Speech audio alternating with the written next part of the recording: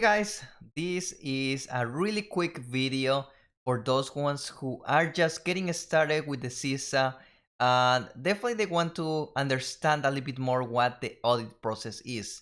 Of course, you can go and look for the first domain that talks about the entire audit planning process and everything.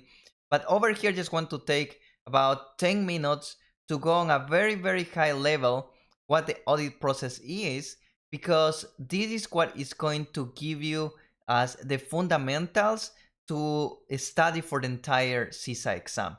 You need to understand a little bit more what's an IS auditor and basically what are the things that we are doing. Why are we doing the things that we're doing, and what's the entire process? Because we need to go with that mentality in order to understand the CISA questions and know which answers we need to go and choose. So from there, let me share my screen.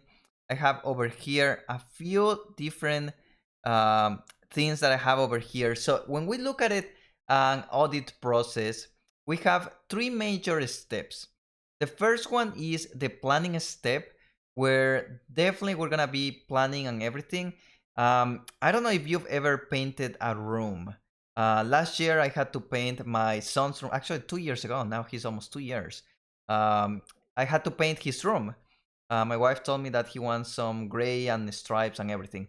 So I had to go over there, paint the room, and I will say that the painting process took me probably 2 hours or so.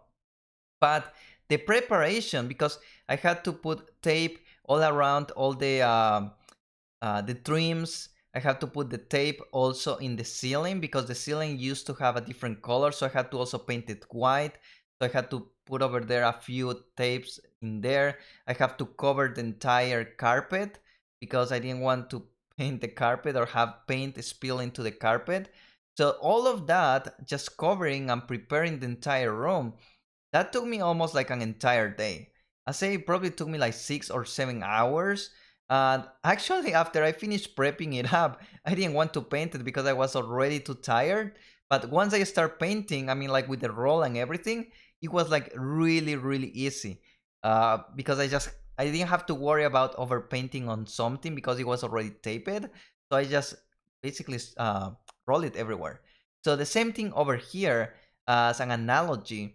The planning process is not something that's going to take you more time than doing the audit in this scenario, but definitely it's going to take considerably time and you have to put a lot of effort. Because if you have a really good planning in place, the entire audit process is going to be very smooth because management, the company, the auditee will already know the expectations, will already know the controls, will already know what is going to be audited and what's going to be expected.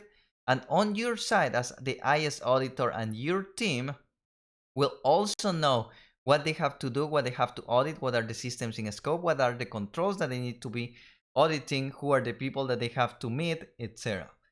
So with all those things, that's why planning is very important. So what involves with planning? Some of the things are, for example, determine first what's the audit subject. The audit subject is basically what type of audit you are going to be performing. Is it going to be a financial type of audit? If it's going to be a controls audit, it's going to be a mix and match of those type of audits. It's going to be an IT audit. There's so many type of audits that you could be performing depending on what are the needs of the company. You have to make sure that the company, either on the audit charter or an engagement letter, depending if you're internal audit or external auditor, have all the details over there on what the internal audit function or external auditor needs to be performing in terms of an audit for the company. And what I used to look as audit as, hey, I'm going over there and ask questions to a lot of people and see if everyone is doing what they're supposed to do. Well, that's not specifically what an auditor is.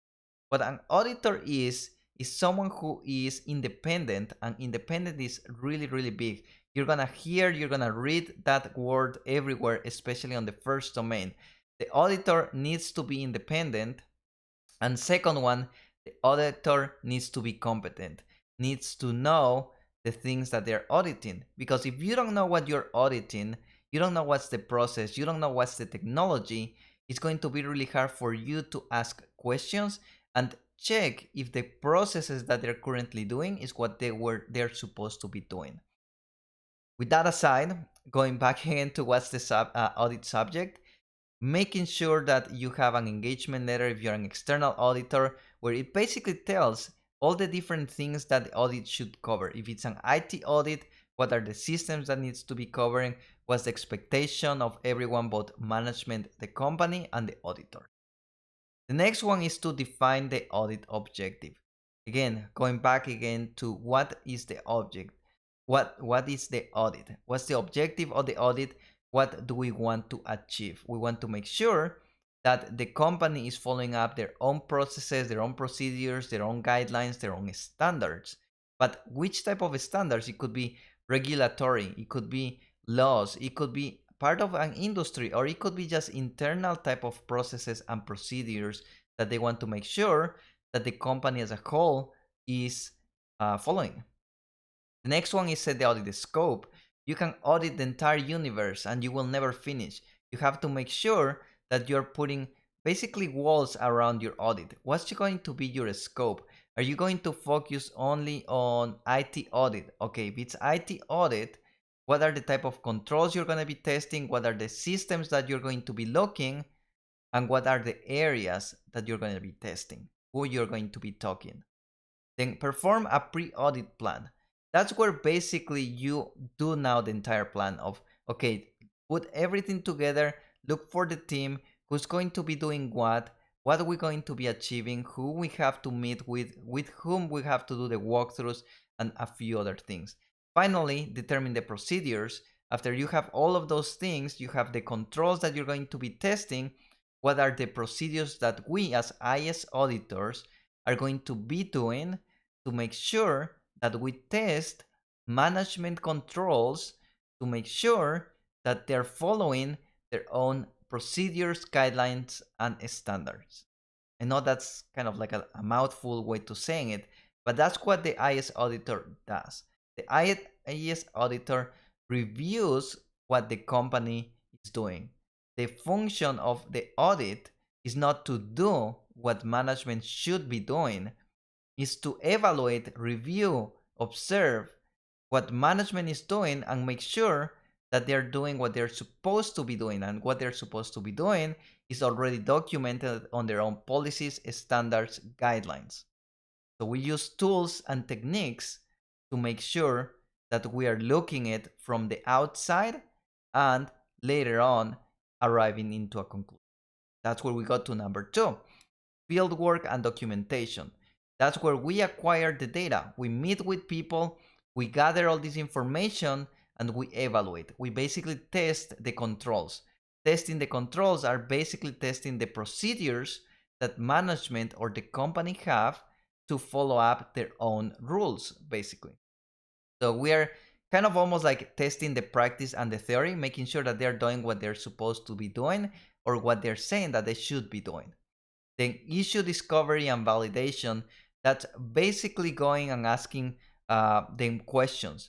Now, here's the very important aspect. It's not just about asking questions of saying, hey, can you tell me what are you doing when this happens? Or can you tell me who should be having access over here? Or can you tell me these password policies? It's not just about inquiry. It's not just about asking people what they're doing or what the process is, but the audit also has to be documented. It's what is called an audit documentation.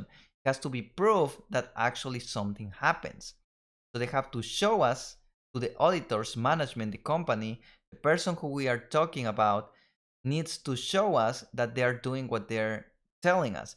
So they have to go into the system, either show us, hey, this is the configuration. They have to go to their emails, show the email trails, look at here the approval signatures, depending on what the control is. So we have to make sure that we also go further. And it's not that we don't trust what they're saying, but usually what we say is trust but verify. We trust on their word in the sense that we need to understand how things work, but then we say, okay, you explain us how things work. We have over here also the policies and procedures. And now on the other side, show us what you're saying is what is happening. In many cases, you realize that sometimes not happen and sometimes yes. So that's where we document our results. And if things are doing well and great, that's perfect. If things are mismatching, that's where we have to do further evaluation. We have to communicate to management and making sure that we have all the details. Because as an outsider, as an independent auditor, either if you're internal audit or external audit, you are not close to the process. So it could have been very well that you ask certain questions that frame the entire process on a specific aspect that leads to think that there is an exception. But later on, when talking with management and explaining more about our conclusions or our draft conclusions, they will say, hey, actually, there's more behind the process. And that's where sometimes we discover that actually, yes, there's more around the process that could help. Maybe there's not an exception, or maybe there's an exception and there's some mitigating procedures. So all of that is part of the reporting, where we gather all the report requirements, making sure that it's not just a PDF or a Word document. We have to abide to certain laws and regulations depending on what type of audit is performed. So for example, if it's performed as an IT audit of general IT controls as part of a financial type of audit, well, most likely it's going to be a PCAOB requirement or an AICPA type of requirements. We have to make sure that we know what type of requirements the report is needed. So we draft that report, then we make sure that we give management and the company a look over there, so they have to also agree with our conclusions to make sure that we have the latest details and our understanding is also correct. After everything, all the parties agree with the report, we issue the report, and definitely we have to follow up. Because when we issue the report, we give them recommendations on some of the areas that was not working correctly or they could improve. So we give them those recommendations and we have to follow up and make sure that management and company is following up those recommendations and making sure that they are acting upon those recommendations to make sure that the risk is mitigated. Remember, everything is about the risk. Management is trying to cover the risk with certain controls and processes, and there are other risks that management decided not to cover, either because, or most of the cases, too expensive compared to the risk perspective.